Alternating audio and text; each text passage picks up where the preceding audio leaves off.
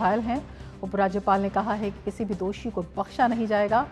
खुद कल प्रधानमंत्री नरेंद्र मोदी ने इस हमले की कड़े शब्दों में निंदा की। उन्होंने उपराज्यपाल मनोज सिन्हा से इस हमले के बारे में पूरी जानकारी फोन पर ली और उन्हें स्थिति पर लगातार नजर बनाए रखने के निर्देश दिए।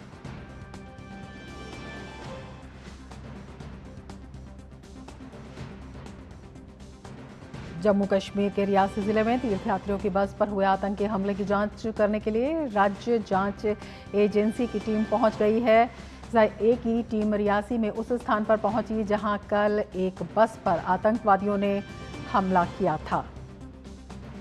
तो राज्य जांच टीम पहुंच चुकी है और आतंकी वारदात की जांच तेज हो गई है।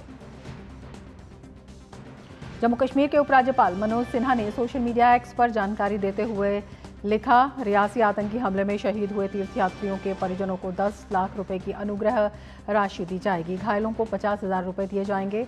घायल तीर्थयात्रियों का जम्मू और रियासी के अलग अलग अस्पतालों में इलाज चल रहा है।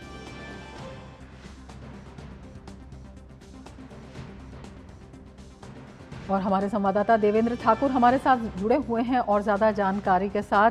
देवेंद्र, आपसे जानना चाहेंगे किस तरह से जो जांच कार्य है उसमें तेजी लाई गई है।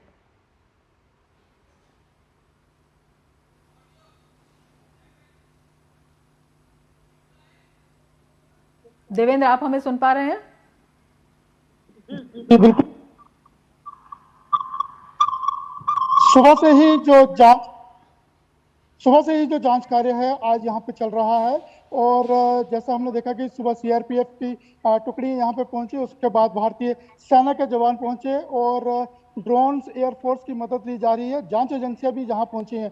मेरे पीछे आप जंगलों में देख सकते हैं, यही वही जंगल है जहां से कल आतंकी शुभ के जिन्होंने गाड़ी पे हमला किया था और जिसमें 9 लोग जो शहीद हुए हैं और 33 के करीब लोग जो हैं वो घायल हैं। जी बिल्कुल, राज्य जांच एजेंसी भी वहां पर पहुंच चुकी है। इसके अलावा प्रधानमंत्री नरेंद्र मोदी ने स्वयं संज्ञान लिया है। सभी जो टीमें हैं वो किस तरह से संयोजन से काम कर रही हैं, अब तक क्या कुछ पता लग पाया है?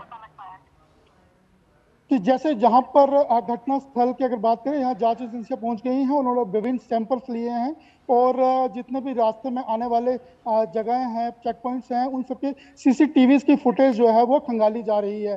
और जो बात करें अगर पूरे इलाके में, तो सुरक्षा कर्मी गश्त बनाए हुए हैं। भारतीय वायुसेना की मदद ली जा रही है, हेलीकॉप्टर्स की मदद दी जा रही है और जो आतंकी यहाँ पे आए हैं, जैसा कि हमने पुलिस अधिकारियों की से बात की तो उन्होंने कहा कि 2 से 3 लोग हो सकते हैं। तो पुलिस और जितनी भी जांच एजेंसियां, जितनी सिक्योरिटी एजेंसीज हैं, वो ये जोखिम नहीं लेना चाहती कि कोई भी इस घटना को अंजाम देने के बाद बच के निकल पाए। जी रमा। बिल्कुल देवेंद्र, आपसे ये भी जानना चाहेंगे जो घायल हैं उनका इलाज किस तरह से चल रहा है, उनके बारे में क्या कुछ जानकारी मिल पा रही है? लगभग 20 के करीब जो घायल हैं उन्हें जम्मू के गवर्नमेंट मेडिकल कॉलेज में भर्ती करवाया गया और 11 जो घायल हैं उनका इलाज कटरा के नारायणा सुपर स्पेशलिटी हॉस्पिटल में चल रहा है। अब से थोड़ी देर पहले जो उपराज्यपाल हैं वो मनोज सिन्हा जम्मू के जीएमसी पहुंचे। उन्होंने वहां पर घायलों का हालचाल पूछा और उनके बारे में, उनको जो दवा दी जा रही है, जो बाकी सुविधाएं दी जा रही हैं, उनके बारे में उन्होंने पता किया। अभी वो जम्मू से निकले हैं और कटरा की तरफ आ रहे हैं। कटरा का जो सुपर स्पेशलिटी हॉस्पिटल है, नारायणा हॉस्पिटल जिसे कहा जाता है, श्री माता वैष्णो देवी स्थापना बोर्ड का यह हॉस्पिटल है, वहाँ पे 11 जो घायल लोग हैं उनका उपचार चल रहा है और अभी उनसे मिलेंगे। और वहीं जो मृतक हैं उनके शवों को उनके घर तक पहुंचाने के लिए जो अगर बात करें यूटी एडमिनिस्ट्रेशन की, तो वो जुटी हुई है और हर संभव प्रयास किया जा रहा है कि जो डेड बॉडीज हैं वो सेफली उनके घरों तक पहुंचाई जाए। जी, आपसे इस पूरे इलाके के बारे में भी जानना चाहेंगे देवेंद्र, किस तरह का ये पूरा इलाका है और ये कितनी बड़ी एक साजिश दिखाता है जो जिस तरह से कल ये कायराना हमला हुआ है? रमा, देखिए कल जब प्रधानमंत्री नरेंद्र मोदी तीसरी शपथ लेने जा रहे थे अपने पीएम की, तो उससे लगभग 1 घंटा पहले ये हादसा होता है। आप रविवार का दिन था, शिवखोड़ी की यात्रा में जो है काफी बड़ी गिनती में श्रद्धालु यहाँ पहुँचते हैं और पिछले कुछ सालों में ये देखा गया है कि इस जगह के हालात बिल्कुल सामान्य है। यहाँ पर भारी संख्या में टूरिस्ट यहाँ पहुंच रहे थे। अगर पिछले दिनों इलेक्शंस की बात करें, चुनावों की, तो लोगों ने बढ़ चढ़ कर हिस्सा लिया है। तो इस तरह की कोई बात नहीं थी, कोई इनपुट ऐसा नहीं था कि यहाँ पे ऐसा हमला हो सकता है। और ये शिवखोड़ी से अगर कटरा की तरफ बात करें तो गाड़ी लगभग 4 से 5 किलोमीटर शिवखोड़ी के बाहर आई थी और उसके बाद जंगल का इलाका शुरू होता है। वहां पर आतंकी घात लगाकर बैठे थे और उन्होंने निहत्थे लोगों पर हमला किया। सबसे पहले उन्होंने जो बस का चालक है, वाहन चालक है, ड्राइवर है, उस पर हमला किया और जिसके बाद गाड़ी नियंत्रण खो बैठी और एक गहरी खाई में जा गिरी, जिसके बाद ये सब इतना बड़ा हादसा जो है वो देखने को मिल रहा है। जी रमा। बिल्कुल, जो घायलों का इलाज है उसमें भी पूरी तत्परता बरती जा रही है और उपराज्यपाल मनोज सिन्हा वो खुद हॉस्पिटल गए और उन्होंने जो घायलों की हालत है उसका जायजा लिया। जी, जम्मू के जो मेडिकल कॉलेज है, जम्मू का सबसे बड़ा हॉस्पिटल है, वहाँ पे जो इंजर्ड है उनका इलाज चल रहा है और मनोज सिन्हा उनसे मिलने खुद पहुंचे हैं। उन्होंने खुद उनका हालचाल पूछा है।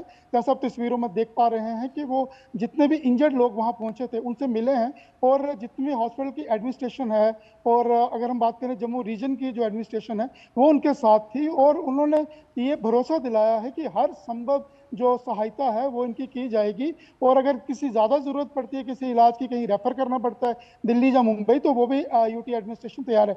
दूसरी तरफ जो कटरा में इलाज चल रहा है जिन घायलों का, उनसे मिलने के लिए जो एलजी हैं वो निकल चुके हैं, ऑन द वे हैं।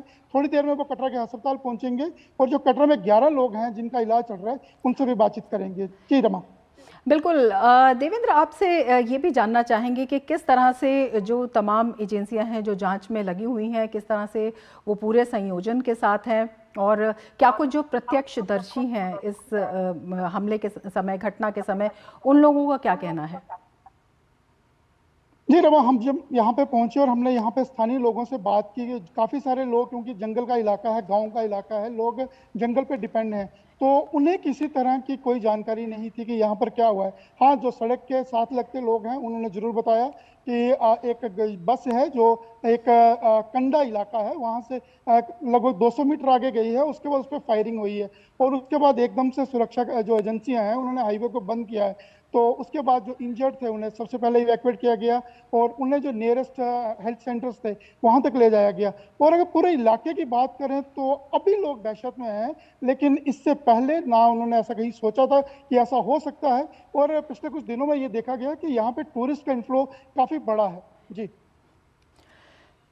बिल्कुल, जो जिस तरह से देवेंद्र आपने बताया है कि जो टूरिस्ट का इन्फ्लो जो है वहाँ पर बड़ा है और जिस तरह से वहाँ पर सफलतापूर्वक चुनाव हुए, इसके बाद लगातार शांति जो है, लगातार कश्मीर घाटी की भी हम बात कर रहे थे, जम्मू कश्मीर में जिस रफ्तार से जो विकास है वो तेज़ हो रहा था, ये जो हरकत है और जिस स्थान पर की गई है उससे किस तरह की जो आतंकियों की जो साजिश है उसका पर्दाफाश होता है और किस तरह से ये लग रहा है कि जो पूरी व्यवस्था है उसे एक तरह से डिरेल करने की जो है नाकाम कोशिश उन्होंने की।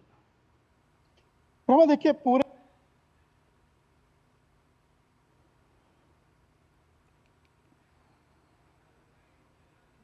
लोग हैं, ये सभी टूरिस्ट डिपेंड करते हैं। जितना ज्यादा टूरिस्ट होगा उतनी ज्यादा इकोनॉमिक डेवलपमेंट यहाँ पे होगी, लोगों का व्यवसाय।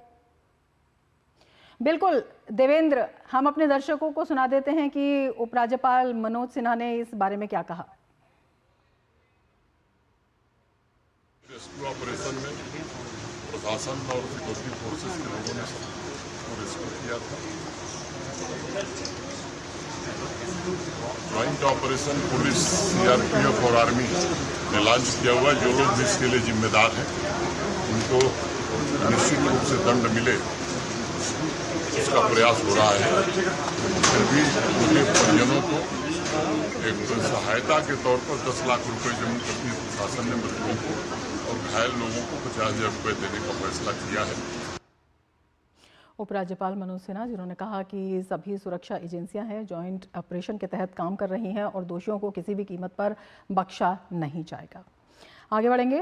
पार्टी दफ्तर खाली करने के मामले में आम आदमी पार्टी को